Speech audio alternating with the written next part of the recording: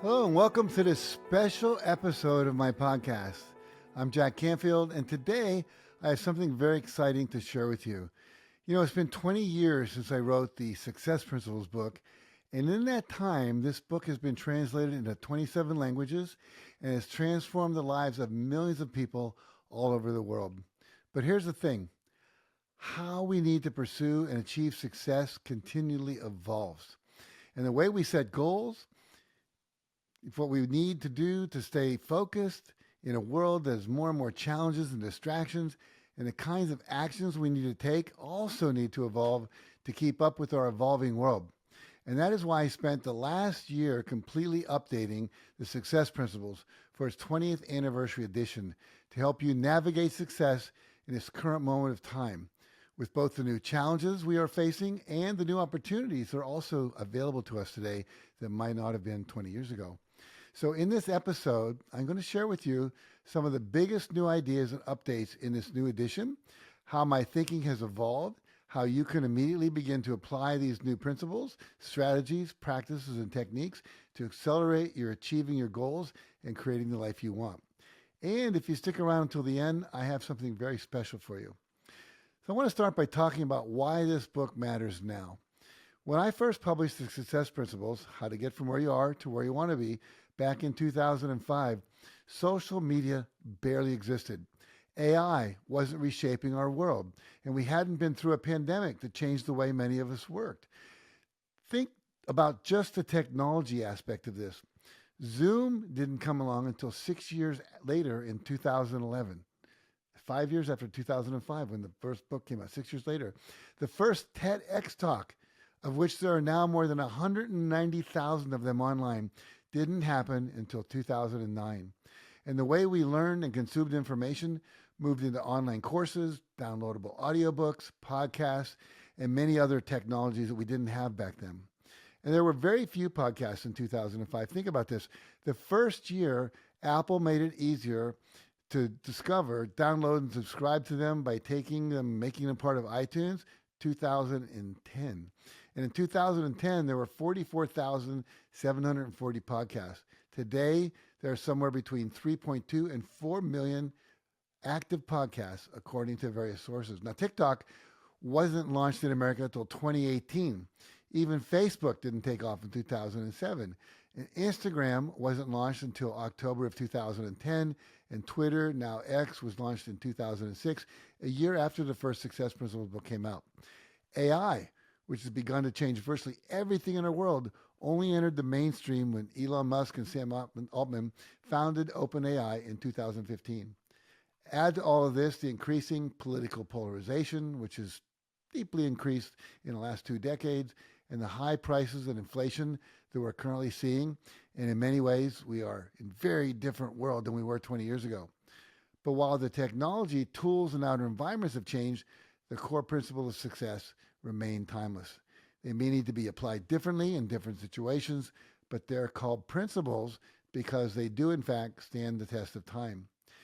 In this new 20th anniversary edition, I've added a new section on success in the digital age, which includes chapters on mastering the technology you need, using AI to accelerate your success, how to brand yourself with an online persona, using social media in a way that enhances your reputation, and how to use the exponential power of crowdsourcing and crowdfunding on the internet. Now, I've also updated the book with fresh stories and recent research case studies from today's world, as well as lots of new insights about success from my own personal experiences in my life and the lives of my students over the past 2 decades.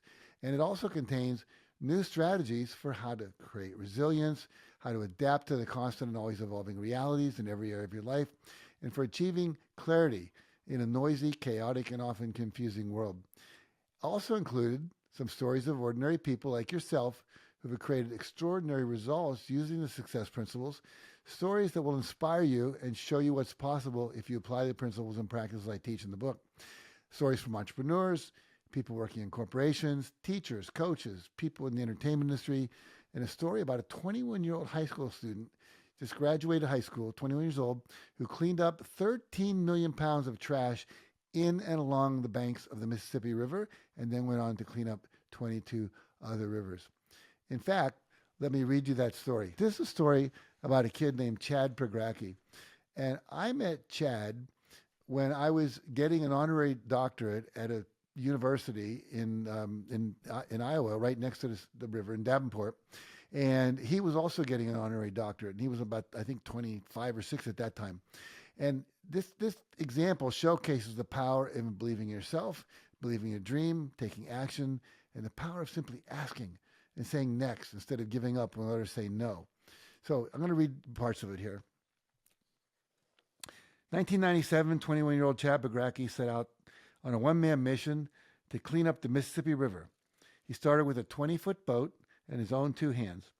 And when Chad realized it was going to take more than his 20-foot boat, he needed barges and trucks and equipment. He asked state and local officials for help, only to be turned down. Not to be dissuaded, Chad grabbed a phone book and he went to the listings of business listings, and he saw Alcoa because it started with the letter A. And he called them up and he said he would like to get some money. $8,400 would help him buy a barge. And they said no. And so he called Anheuser-Busch. That was the next one. And he didn't know anything about this. He didn't even know what a CEO was. He said, can I talk to the top guy? And so they put him through to the president's office, the CEO's office. And when he got Mary Alice Alvarez answered the phone, he said, I need you guys to give me some money. And she said, who are you? And he said, I want to get rid of the garbage on the Mississippi River. Can you show me a proposal? Tad says, what's the proposal? This is how ignorant he was, but how committed he was. And she helped him eventually write a proposal, got $25,000 from Anheuser-Busch. And with that, he got started and went along the way. And every time he would get something, he would go and ask for something more. And eventually, over time, he cleaned up 13 million pounds of trash, cleaned up 22 rivers, had people consulting. He would take these kids that come out of college, and they would spend their summers cleaning up the rivers. And eventually he had several barges, he had trucks, he had these foundations that were starting to underwrite him. He got the 2013 CNN Hero of the Year Award and all of that. So I shared a story with you because I want you to get, just a little more detail in the book, but I want you to get the power of having a dream, not knowing how to do it, because we teach in our work about goals. You don't have to know how to achieve it. You simply have to know what you want. He wanted to clean up the river. And he just started with his own backyard, which was like all these stuff was coming up on his riverbank in this home by the river, and tires and refrigerators that people had thrown out and so forth. He said, this is disgusting.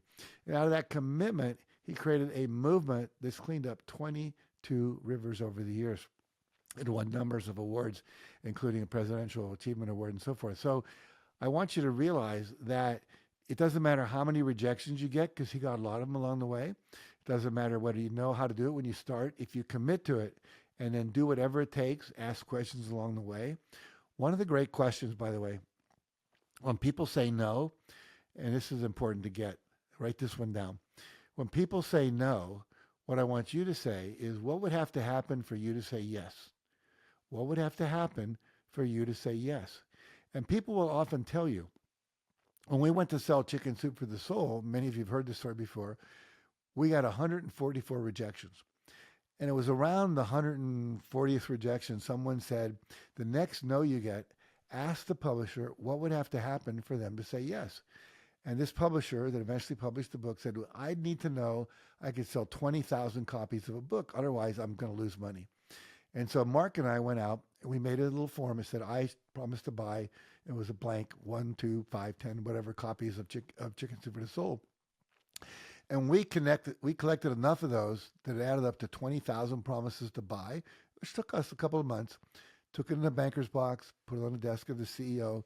He said, okay, I'll do it. So again, ask. You're going to get no's. Don't let that stop you. And then again, that very valuable question of what would have to happen for you to say yes. And if they tell you and you go do it, then you're so much farther ahead than what you would be. So the next thing I'd like to talk about is the very first success principle in the book, which is to take 100% responsibility for your life. And it's still the foundation of all success. But today, strong distractions are everywhere, and people seem to be more overwhelmed than ever before. And the basics of this idea of 100% responsibility means I'm not going to blame anyone else. So no blaming, no complaining, which is really blaming in a group context, complaining about how bad everything is, and no excuse making. I can't make excuses for why I didn't get what I wanted to get. So I want you to think about the question, how can I create my current reality and what do I need to do differently to create what I want?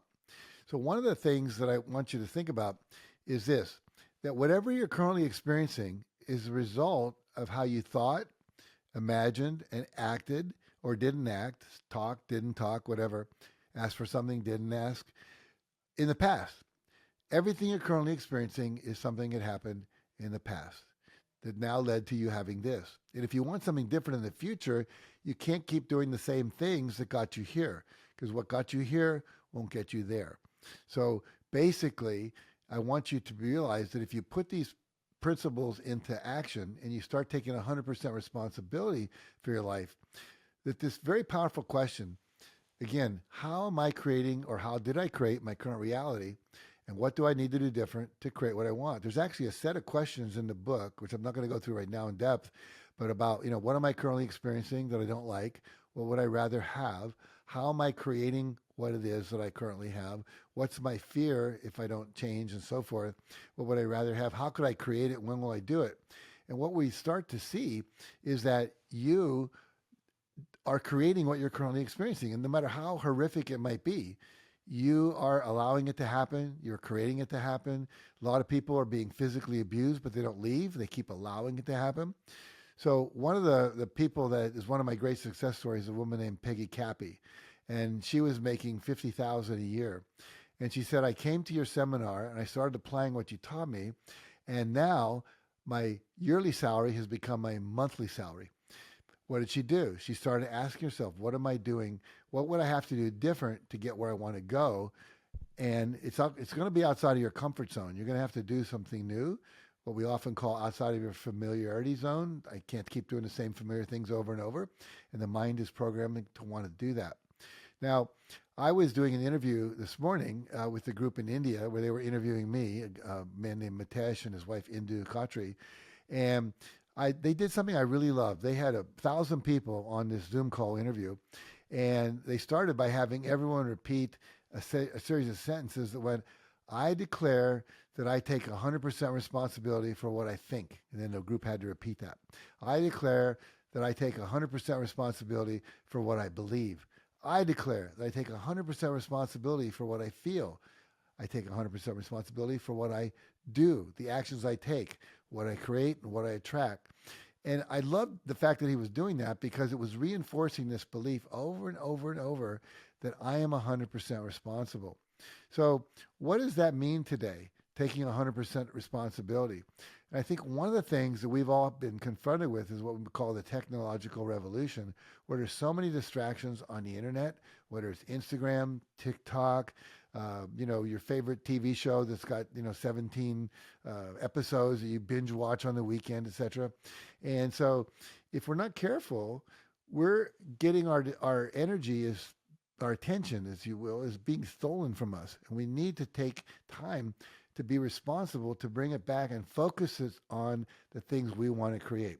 Because advertisers are very cleverly, and the algorithms of all these social media platforms are basically feeding you what's going to keep you addicted to watching more, watching more, watching more. But meanwhile, we're not writing our book. We're not improving our relationship. We're not getting healthier. We're not getting more exercise. We're not learning to eat better. We're not writing the book. We're not starting our coaching program, whatever it might be. And so we have to be very, very careful, because what we end up doing, and we're seeing it now in the political reality, both in America and around the world, people blaming somebody for their experience, blaming external circumstances, blaming the economy, blaming the president, whichever one it might be, in our case, Biden or Trump, blaming the Congress, blaming the Democratic Party, blaming the Republican Party. We blame the weather for our life's not working, and whenever you're blaming, that's a response to an event that doesn't produce a better outcome. So whatever it is occurring, and I acknowledge some things are difficult, some things are challenging. If you're in Ukraine right now, it's a challenging time to be there. But There are people surviving there. There are people making money. Their businesses are working. They're having happy times, etc.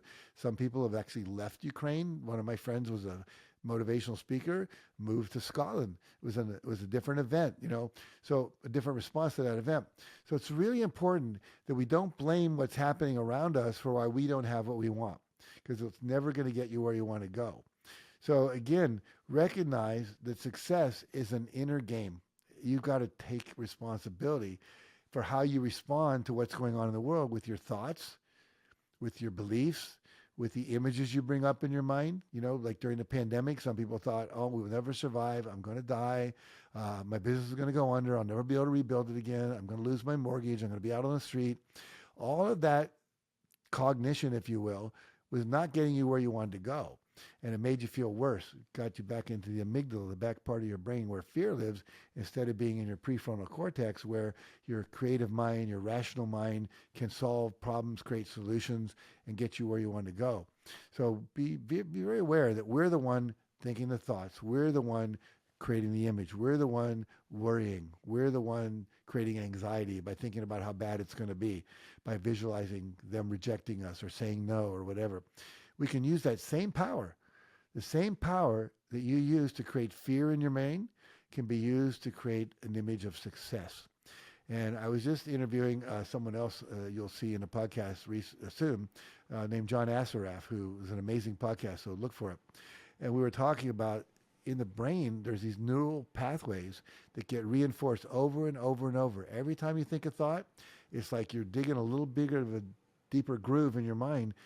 If you've ever been bowling and your ball goes in the gutter, it doesn't bounce out again. Well, we've got gutters in our brain that we have to reprogram so that we don't go there every time we see something. We go, oh, I'll never get what I want. I'll never be happy. I'll never be married, etc. And replace those with positive thoughts. So your thinking is critical. Okay. So the other thing that's related to that then is learning to identify the limiting beliefs that we have. Because beliefs are just thoughts you think over and over and over. And, you weren't born with limiting beliefs. You learned them.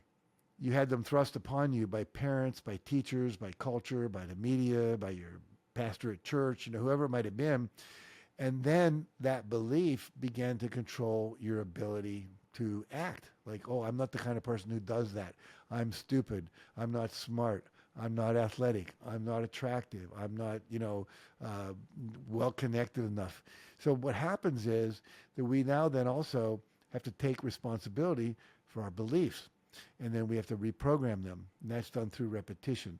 And we've got a lot of information in this 20th anniversary edition of the book that'll teach you how to do that even more profoundly than we did in the earlier editions.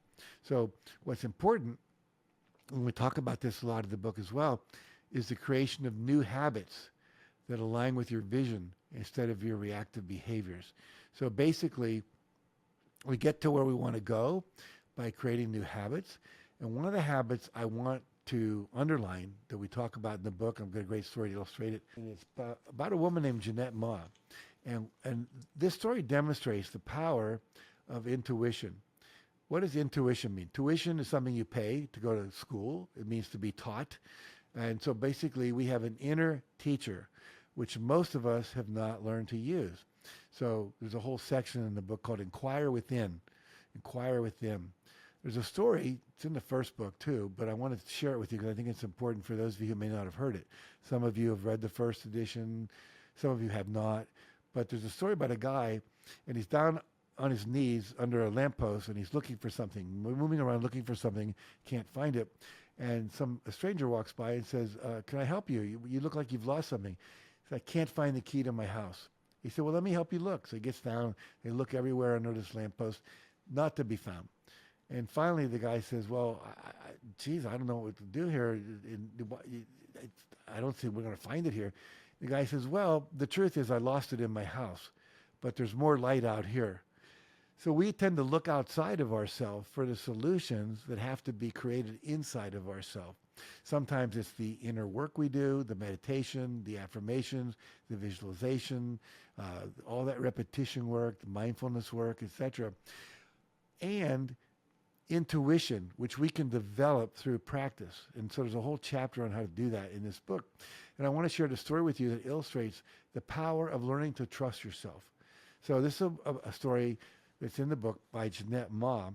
And I write the story. It says, when Jeanette Ma was 4 months into a new job as a 401k salesperson for a large national bank, management announced that if the sales didn't increase and turn around soon and create some impressive new numbers, every one of these salespeople was going to lose their job. And up to that time, they'd practice all these prescribed scripts they had. They had a list of people to call, and they had exactly what to say, and it was not working. And so she said, these strategies don't work. If I keep on doing what doesn't work, I'm not going to get what I want. We always say, if you keep on doing what you've always done, you're going to keep getting the same result, which in their case was no result. So she said, after learning that the jobs were online if they didn't produce result, Jeanette threw out her pipeline, which is her list of leads, and script sheet, and decided to try something else. She remembered hearing about journal writing technique, which I write about in the book as well, to write a page a day about what you wanted if you already had it. So visualizing, having your mind maps and your vision boards and mind movies, all these things you can do to visualize and affirm what you want and to describe it as if you already had it. So she gets to the end of she takes this little book.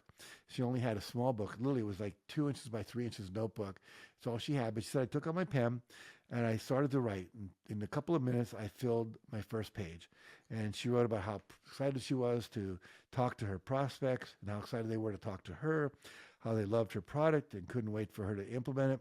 She wrote about the instant excellent rapport she felt and how the product that she offered really was the perfect solution for their company. And after making her first entry, she checked in with herself about what she felt good to do next. She checked in with her intuition. What should I do next? What felt good? Because we say, follow your joy. When you follow your joy, joy is your guidance system. It tells you you're on purpose. We never got taught that as a kid. We were taught, do the tough things, do the things that hurt, do the uncomfortable things. That's where success is. But research now shows, and the law of attraction proves, that when you follow your joy, that's your body's way or the universe's way, nature's way of saying you're on purpose. And so she said, well, what should I do next? What do I want to do? And the answer that came was lunch. Now, she had not eaten lunch in a restaurant ever since she got the job. She would always just go to this machine, maybe get some potato chips or some Cheetos and a Coke and come back to her desk. And that was lunch, not very healthy. And so she basically goes to this restaurant. She sits down, she orders lunch. As a favorite Greek restaurant she knew, she ordered a Greek salad, great meal, kicked up her feet on the table, relaxed, took her whole hour lunch break, and then she's going back to the office. And when she gets to the elevator, on the way back to her cubicle, the stranger in the elevator introduced himself to her and asked who she was. She said, I'm Jeanette, and I sell small business 401ks for banks. And this guy said, I can't believe my ears. He insisted she follow him to his office, which is where he showed her a desk littered with 401k sales literature from a variety of vendors. And he hadn't been able to make heads or tails of any of it. He had no idea how her bank actually sold 401ks, small businesses. And she shared the sales material that she had. He was elated. It was exactly what he wanted. He asked how soon they could open up an account with his company. In a bit of a day, she got introduced to his human resources director. And then he said, whatever she wants, give it to her, sign it. Just bring it to my office, I'll sign it. Within 2 hours of her first journal entry, learning to trust her intuition and doing a process which we teach as opposed to just calling mindlessly and doing a script, she had her first sale. And she started doing that. And the happy result is that she now does what she wants to do that feels good rather than what she's supposed to do. And she's become a huge, huge, huge success. So again, the story illustrates the importance of changing your beliefs and also changing your actions and following that internal guidance. Now, another key principle is to stop blaming and stop complaining. That's part of the 100% responsibility. And I'll tell you a story about Raj Bhavsar. Raj Bhavsar was a gymnast. Started when he was 10 years old. By the time he was in high school, he had a wall full of medals and ribbons. College, he won every competition. He won the national championships. He got invited to try out for the Olympic tryouts. And when he went there, he performed what he thought was a flawless routine. And then when they called out the 4 people who would be on the team, he didn't hear his name. And then they said, first alternate, Raj Bhavsar. So he got to go to Greece. And he said, nothing felt worse than sitting there watching my teammates compete, and I couldn't compete. I wasn't like a real member of the team. I was there in case someone got injured, but it was awful. And he said he came back and he was kind of in a funk. And he said, okay, I'm going to examine what are my motives. And he realized that he was doing it to win. And he said, what about the enjoyment of the sport? So he decided what he was going to do now is to compete, but for the joy of doing it. He did that for a year. He felt very good. But he got to the national championships, which he'd won several years, didn't win. And he said he'd gotten a little rusty because that desire to win wasn't there.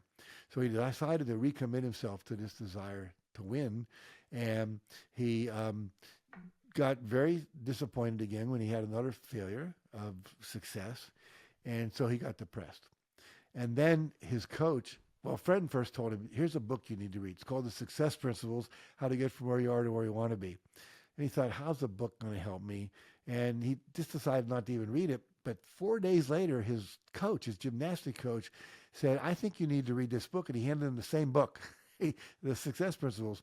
So he went home and he started reading it. And he realized that he had been blaming the judges, blaming the sport, blaming everybody, complaining about stuff, really negative. So he decided to take 100% responsibility, stop blaming, stop complaining, and start really working hard to get back into the Olympic level that he wanted to be. The Olympics came around again. He goes to Olympic tryouts, this time for China. He thought he had done flawlessly again, and they read the 4 names for the team. He wasn't on it. First alternate, or one of 3 alternates, Raj Bhavsar.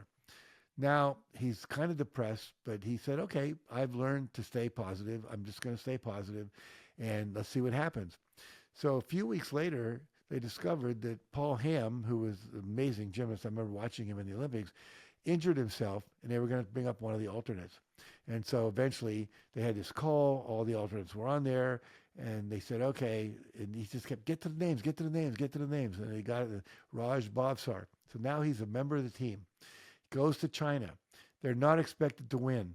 Germans are going to beat the heck out of us. You know, there was the Chinese, the other teams. We were maybe coming 4th, 5th, 6th. He got the team together the night before, and he had them all visualize winning. Remember, again, using visualization, because he was using visualization and affirmations and always positive thinking. Got the whole team, which were all, none of them had ever competed in the Olympics before. They were all young kids. And they did that. They went out the next day. They did really, really well. And they beat the Germans, and they got the bronze medal where they were not supposed to medal at all.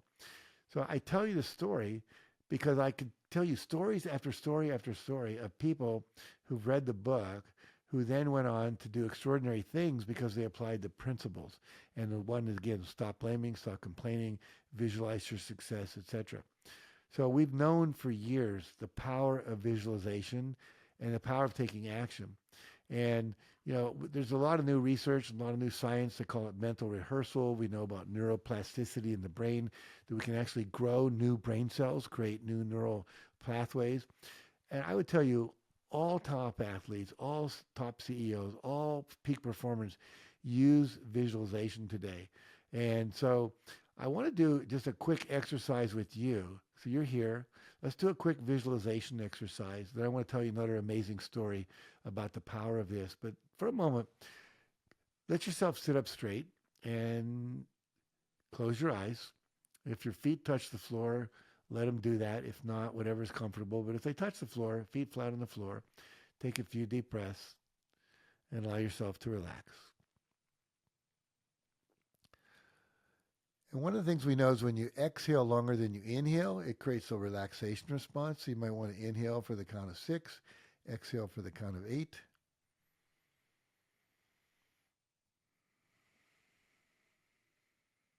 Do 3 more breaths like that.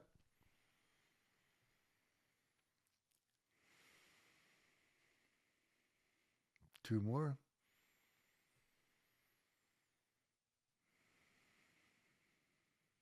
1 more.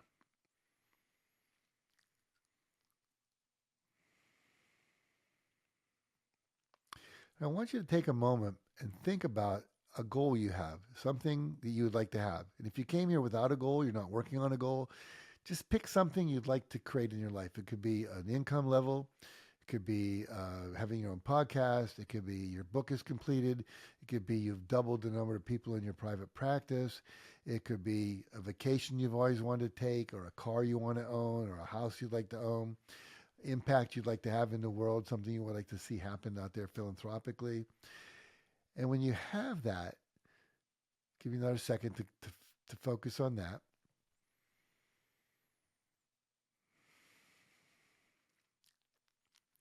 I want you to imagine that you've already achieved this goal. It's already happened. And you're looking out through your eyes at the external world, your environment, you're inside, you're outside, you're in a room, you're in a conference room, you're in a hospital, wherever you are. There may be people there, you might be alone. What time of day is it? Nighttime, daytime? And start to see the things you would see in your outer world that would confirm to you you'd already achieved this goal. It might be a full appointment book for your practice.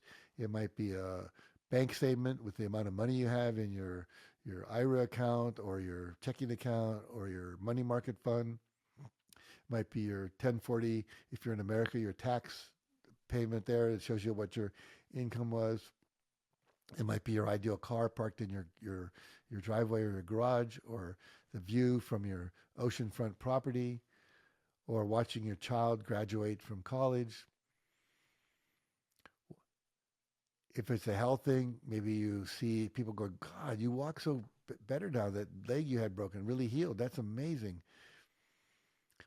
Again, you're looking from your eyes out at the world, not seeing you up on the stage getting your doctorate degree, but you're walking across, seeing your hands because you're inside of you, receiving it. Just keep looking at those images, building in more details.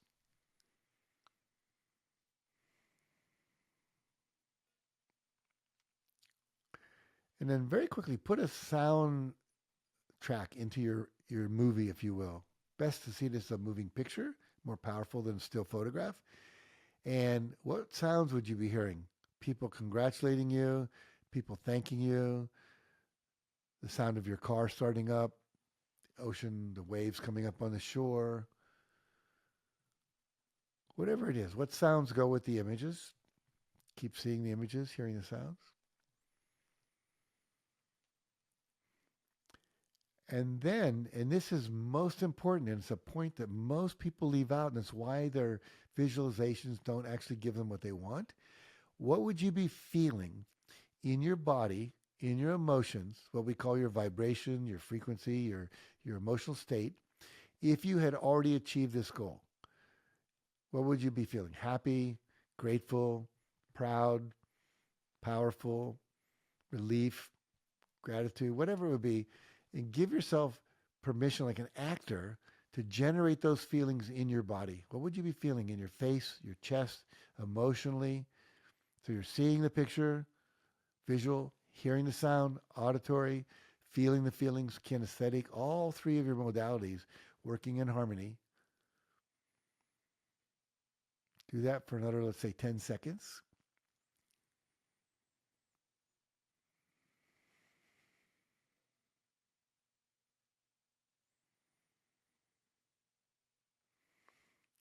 And then we're going to add an affirmation to this. It's going to start with, I am so happy and grateful now that I, and then complete the sentence. I'm so happy and grateful now that I am earning $100,000 a year. I'm so happy and grateful now that I'm driving a new Porsche Macan. I'm so happy and grateful now that I have this ideal home on the beach. I'm so happy and grateful now that I am serving 30 people in my private coaching practice, whatever it is.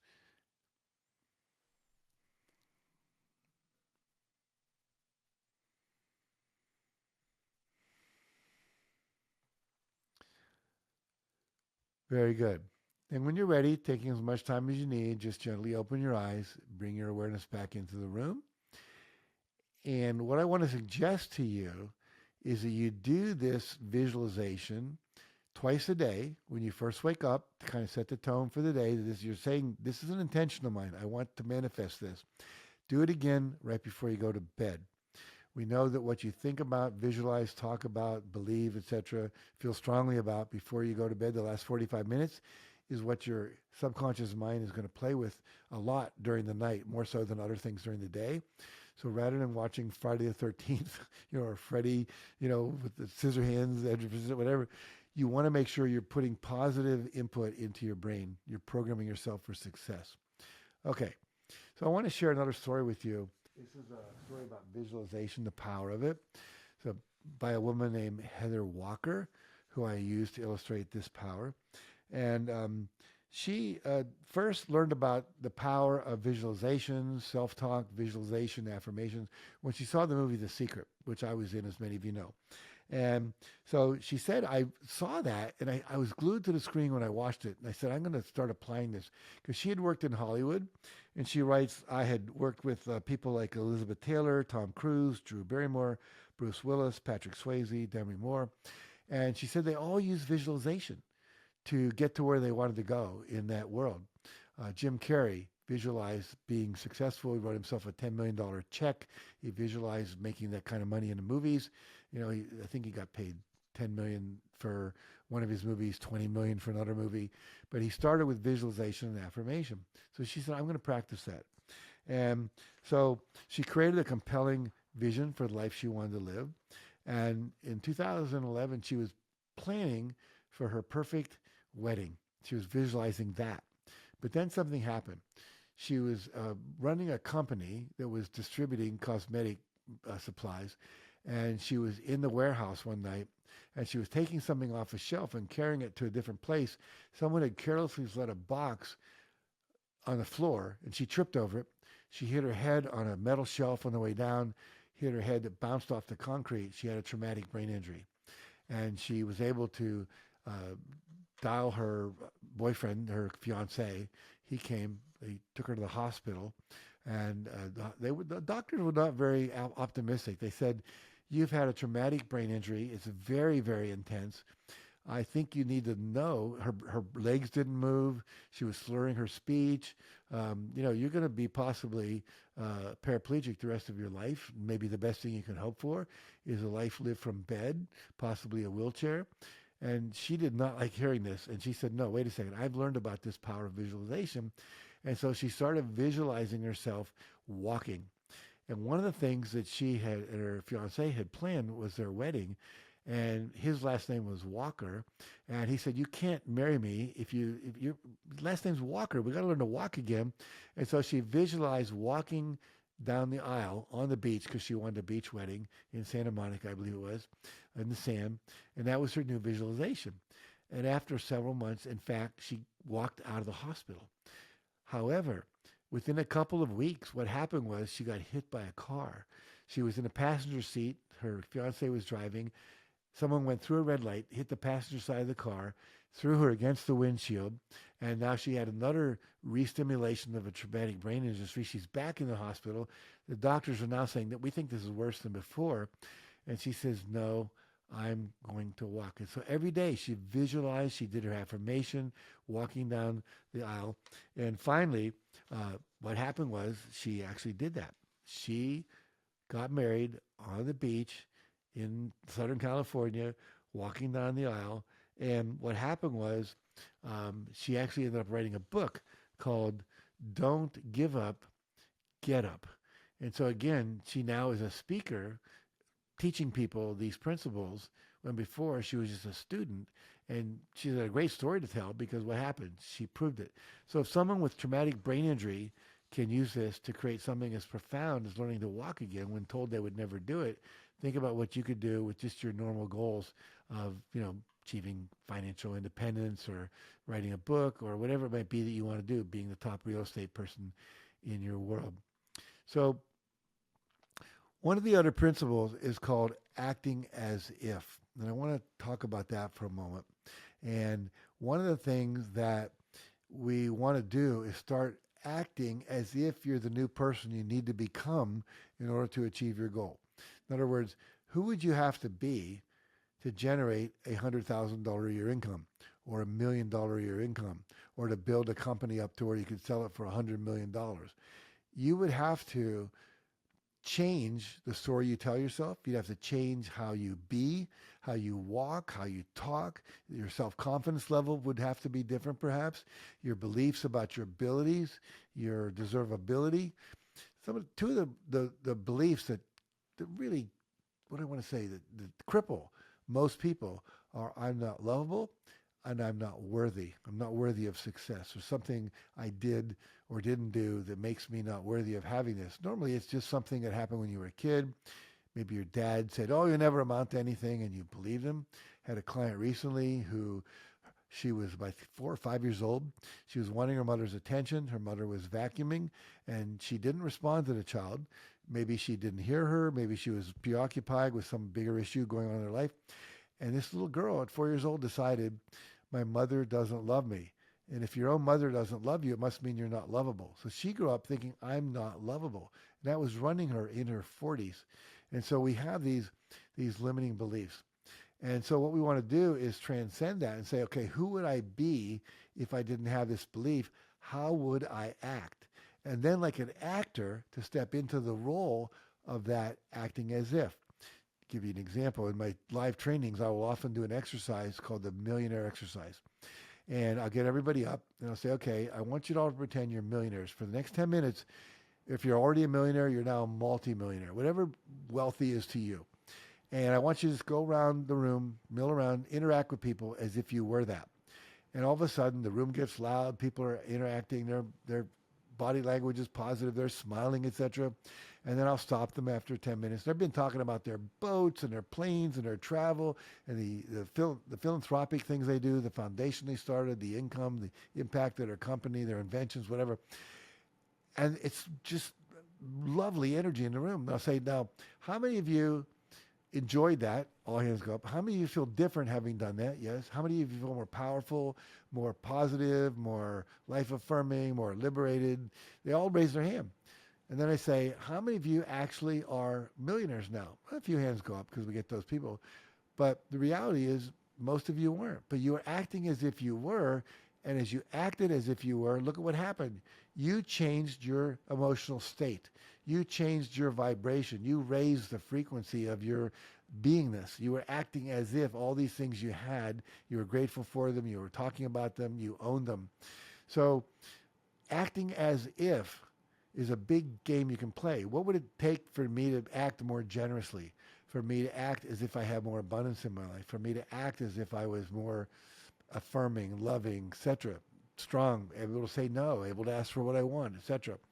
So one of the things we do in our trainings, and I teach you to do in the book so you can do them in your home, and I can tell you story after story of people who've done this in their homes, in their companies, at their conferences, with their multi-level marketing team downlines, etc., is called a Come As You'll Be party. And I'm going to share a story with you in a moment of a guy named Sergio Sedas, who's from Mexico, who came to one of my trainings, participated in the Come As You'll Be party, as I said, which you can set up in your own home or your own business, church, wherever you want to do it. And what happened for him as a result of that. So let me, if I can get his story over here, where'd it go? So this is Sergio's story, which appears in the Success Principles book, the 20th anniversary edition. He says, I took Jack's training, and he's from Mexico, by the way. He came up to LA, or maybe it was San Diego. And he said, in the first 2 days of the seminar, I set some goals I wanted to achieve. To be a guest speaker at a TED conference, to write a book on the context-based learning model, which I had created and was developing, to take my wife to Greece, to own a house by the lake, to start a tech museum in Mexico, to develop a national program that would help youngsters develop self-confidence and a sense of purpose.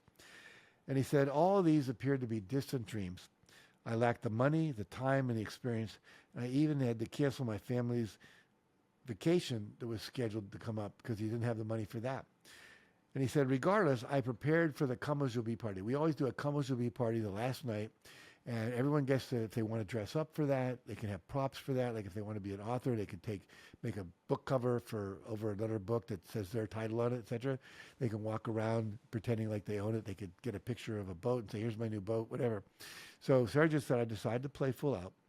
And so he said, I got I created an album, a mock photo album that will be my prop for the show, to show people my accomplishment. Pictures of the Greek islands, pictures of Rome, pictures of a house by a lake. My wife even photoshopped my picture to a TED conference stage, and I was ready. She said I was a little nervous, but I started approaching some people, and I said, oh, I just came back from giving a TED talk at a conference. I got my book, Context-Based Learning, published. Oh, and I also took my family on a vacation. We went to Greece, then we went to Rome. And I thanked them for coming to stay with us at our lake house, which I described clearly. Said, please come to my lake house. I'd love to, have you be my guest. And he went on and on and on. So he said the party went on for hours. I shared my accomplishments that were going to happen over the next 5 years. And then he writes, a year and a half later, I was invited to speak at a TEDx conference in Chennai, India. My topic was context-based learning through understanding, which is the title of his book. He said a couple of months later, I submitted a paper on context-based learning at a conference on education innovation. I received the Best Paper Award. But that's not all. A friend of mine from Greece invited me to start a nonprofit organization called Better Life Day in Mexico. Our first conference was in Athens in June. I needed to go to Athens to see what it was all about. Now he's going to Greece, right? And my wife said, well, if we're going to buy tickets to Greece to go to that conference, why don't we go to Rome first? Because you got to stop somewhere on the way. And then after that, we could go visit the Greek islands, including Santorini, which you had in your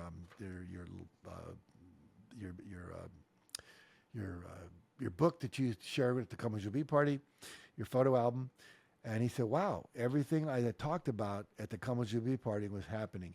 And he goes on to talk about how his national program for self-confidence for youth got funded, and he started that. It's now being taught at 33 campuses nationwide across Mexico. I'm now an international speaker and trainer. And yes, at the end of each seminar, we hold a Come As You Be party. So the reality is a little bit of acting as if, if you were wealthier, would you dress any different? Maybe you would, maybe you wouldn't. Maybe you should start dressing that way now. How would you act? What would you do? Who would you hang out with? What would you read? What books would you read?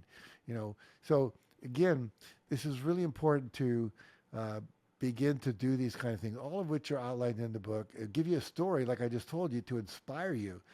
Every chapter usually has a principle, why it's important, research to back up why it's important. That comes from neuroscience, science of success, and so forth. And then also a story to motivate you to realize it works. And then also specific instructions on how to do it. So we all like to break it down into a system of techniques that we do them in the right order, in the right way, at the right time. What happens is you're guaranteed success, whether it's in health, wellness, relationships, finance, your career, philanthropic endeavors, making a difference, spiritual and personal growth, possessions you want to have. These principles work in any area of your life. Now, I want you to know that this 20th anniversary is not just an update.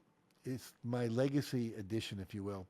Because after 5 decades of teaching success, this is the book that I want to leave behind for future generations. Now, if you've read the Success Principles before, this is your chance to experience it again with fresh insights, an updated, clear roadmap for achieving success in today's world. And if you're new to it, if you haven't read the first book or the 10th anniversary edition, there's never been a better time to start. And one reason why this is the most practical edition yet is that it's a real-life application that's never been easier. My gift is to take complex things, sometimes what we call esoteric, neuroscience, whatever, and make it simple and easy to apply. So you have steps that you could do. So I want you to know that I want you to take advantage of this. It's available to you, and it's not a huge investment that could change your life forever. And I'm actually writing another book right now, which will probably come out in the fall, called Living the Success Principles. There's going to be 100 stories of people who read this original book or the 10th anniversary edition or took one of my seminars and then applied one or more of the principles, usually a whole bunch of them, like 10 or 15, and as a result of that, are now living extraordinary lives, having tripled their income and doubled their time off in the same year, having started a new business that they always thought they wanted to do but didn't think was possible, having their own podcast, being on the Oprah Winfrey Show, creating their own television show, writing scripts. I've got a number of people now who are writing scripts for TV shows that never thought that was possible before. We've got people that have transformed schools, that are working in the inner city or in the countryside with kids who would never go to college. They're all going to college. They're getting A's and B's and so forth, and they're getting into scholarships and so forth. Kids in the ghetto, kids in both the urban and the rural ghettos. So we know this stuff works. And so I want it to work for you, but it won't work if you don't take advantage of it. So I often will show a cartoon at the end of my seminars that shows two unicorns sitting on a rock. And off in the distance, you see Noah's Ark with two of every kind of animal's heads, giraffes and rhinoceroses and different things appearing off the edge of the ark. And the unicorns are saying, "Oh, damn, was that today?" They missed it, right? So we don't want you to miss the boat. In other words, there's an opportunity here. I want you to take advantage of it.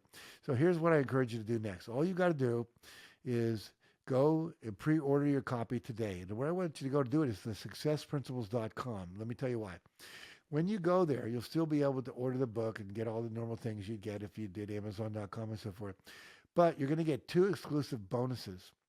The first is a private invitation to my 90-minute live masterclass on March 20th, where I'm going to teach principles one after another of how you can be more successful applying these things. I've given you a couple, but we're going to delve deep into 90 minutes. This is going to be less than an hour today.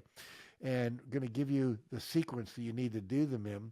So you're going to get an invitation to that. People who don't buy the book won't be invited to that masterclass. The second thing you get as a bonus is a set of implementation guides to help you apply these principles in 3 different areas of your life. Now, if you prefer to listen to books like my wife does, rather than to read them, the full audiobook is also now available. It's over 22 hours of content. It's a lot. But I personally recorded the entire book, every one of the 67 principles. And if you love learning on the go, the audiobook is a fantastic way to do that, to experience this material.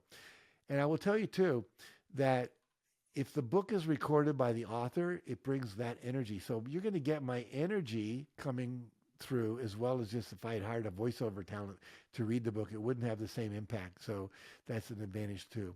So the book, whether it's in print, whether it's digital, like an ebook or audio, will qualify you for all the bonuses, including the masterclass and the implementation guides.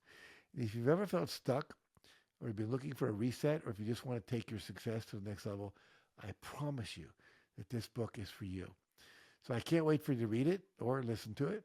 And also I want to invite you to think about who else this book might be great for. We have graduation coming up not too long from now. High school kids, college kids. And I want to tell you a quick story about how powerful this could be as a gift to someone, a nephew, a son, a daughter, a neighbor, maybe a babysitter for you a number of years, whatever. I got an email a number of years ago from a teenager. It started out, "Dear Mr. Canfield, my mother brought your book home." Now, my mother doesn't usually read books. I'd never seen her read a book. And so, but she brought your book home. And I said, what the heck could be in this book that would make my mother want to read it? So I sat down at night after she went to bed, and I was just going to leaf through it. I couldn't stop reading. I read almost half the book. I was up till like 2 or 3 in the morning. And I have to tell you, as a result of that book, my life has changed. I was flunking out of school. I was getting F's and D's and everything. I was skipping most of my classes. I was smoking dope. I was on the recesses. I would be out in the parking lot with the other kids smoking dope. I would be smoking cigarettes. We were drinking wine. I was getting into trouble. And as a result of reading your book and applying the principles, like 100% responsibility, having a clear set of goals, believing it was possible, taking action, I now am getting all A's. I've stopped smoking dope. I've stopped smoking cigarettes. I'm not drinking alcohol right now. And I want you to know I think you've changed my life. Thank you, thank you, thank you very much. And another quick story about how it can affect young people is when we were first selling the book, we had a number of different publishers in New York that were interested in it. They would take the book home over the weekend, read it, and then we were going to have what's called an auction, where you get several publishers bidding against each other to give you a higher advance. And we had 2 or 3 companies that were doing that. And this one company, the woman said, "I didn't think I was going to like your book that much in terms of the sellability of it, although I loved the book itself. I left it on the kitchen table I got up the next morning and I started complaining about something. And my daughter, who had read the first chapter of your book, unbeknownst to me, said, Mom, E plus R equals O. Event plus response equals outcome. You're complaining about an event. That is a response that will not produce the outcome you want. And she said, my God, if reading that chapter could change my daughter's attitude to do that, I want to buy this book. I want to make sure our publishing company publishes it. So I just share that to share with you the believability, the credibility that this would in fact have an impact. So all you have to do is go to the Success Principles. That's the Success, Success, Principles, Principles.com. And everything there, the bonuses there, how to get the book is there, etc. And I really want to let you know, I look forward to seeing you at the masterclass on the Success Principles on March 20th. And I want to thank all of you for joining me today. And if you found this podcast valuable, please let your friends and family know about the Jack Canfield Podcast, and especially this particular episode, because I believe if they learn about the book like you just did and get it, it can transform their life. They'll be thanking you, I promise. There was a fundraiser down in Texas that I went to. I was the guest speaker at this fundraiser, and they gave away 3 door prizes that night. They gave away 3 copies of the Success Principles. They gave away a fur coat, and they gave away a very expensive piece of jewelry. They were door prizes. They got 2 thank you letters for door prizes. Both of them were for the book, The Success Principles. No one thanked them for the fur coat. No one thanked them for the jewelry. They got thanked for the books. That's how powerful they are. So make sure to also tune in next time when I'll be talking, not just me, but I'll have another transformational leader as well. We'll be having a conversation about how you can live a happier, healthier, more conscious, more productive, and successful life. So until then, be sure to head over to the successprinciples.com, and order 1 or more copies of the 20th anniversary edition of Success Principles. I promise you, you'll be glad you did. So see you next time.